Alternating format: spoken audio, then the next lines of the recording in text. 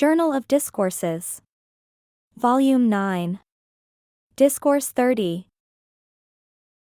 Made in the Tabernacle, Great Salt Lake City, February 6, 1862. Titled, Blessings Enjoyed by the Saints, in Zion.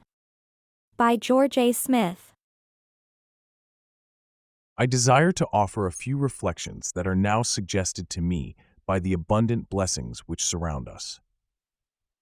I need not say that I have been delighted with the remarks of our brethren that have spoken today, but I will say that while we enjoy the multiplicity of blessings which now surround us, we should remember the poor saints that are scattered abroad in distant lands. It is only a few days since I received a letter from Bishop Jacob G. Bigler, who is now on a mission in Ireland. He writes that the brethren and sisters are very kind to him and feed him a great deal better than they are able to feed themselves. He says they give him meat twice a week, while they cannot get it at all.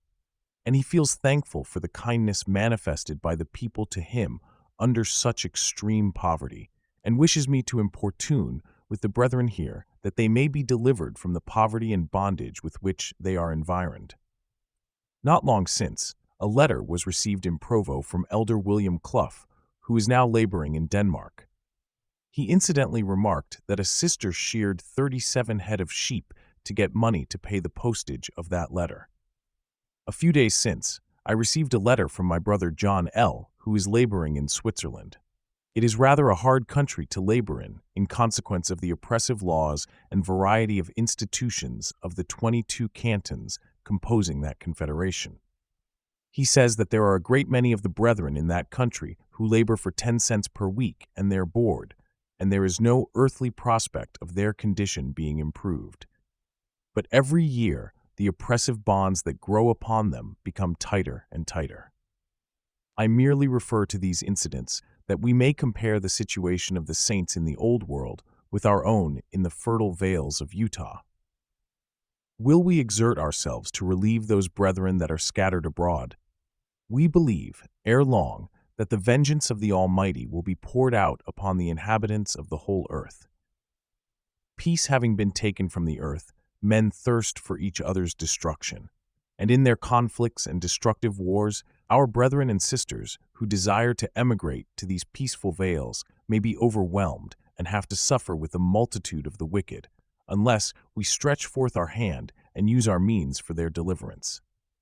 We are exhorted this morning by our president to send back teams and wagons and to go ourselves to aid in bringing the poor and worthy saints home. Are we on hand? Are we fully awake to this important matter? I recollect last season passing through the settlements south when I was told repeatedly that the number of teams called for would paralyze the farming interests. In the same region, only a few months after, while passing through, they said, "We have more grain than we can actually harvest and secure. We never had such a crop before." There are thousands of our brethren abroad who are reduced to the greatest extremities, and as a wise and provident people, it is our duty to provide for ourselves, and as far as possible, to provide an asylum for the oppressed of all nations. Great Britain, so famous for political economists and statesmen, has planned so unwisely that, through a family quarrel between the northern and southern states of America, 5 millions of her subjects are in danger of starvation. Some of them are members of this church. We must plan differently and combine the talent, enterprise, and ingenuity in our midst to develop the resources of our country so that outside complications cannot reduce us to starvation or deprive us of the comforts of life. The wisdom of the wise shall perish in the last days. True wisdom in the rulers of a nation would dictate a system of political economy that would provide the means of living and sustaining the nation within itself as one common family. When a nation fails to do this, it lacks the exercise of that prudent policy which makes the country self-preserving. We talk about going to the states to procure a few articles which we cannot at present produce, but suppose the people of the states should become as infuriated as the Jaredites or the Nephites and Lamanites of old were, and should fight and slay each other as they did, whom would you get your supplies from? Who would grow or manufacture cotton for you, or supply you with mill saws, scythes, axes, cotton or wool cards, steel or silks and satins. We should have to supply ourselves or go without.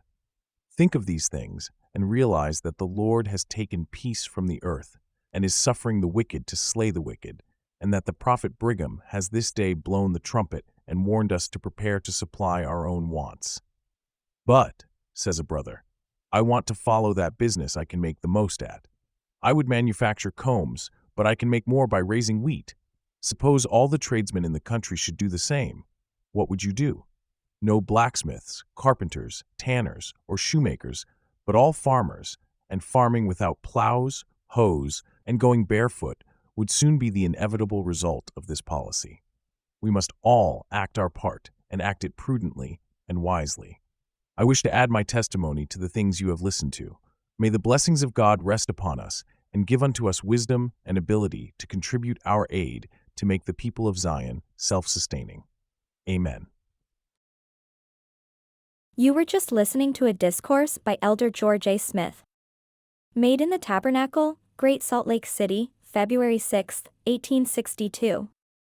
This talk was titled, Blessings Enjoyed by the Saints in Zion.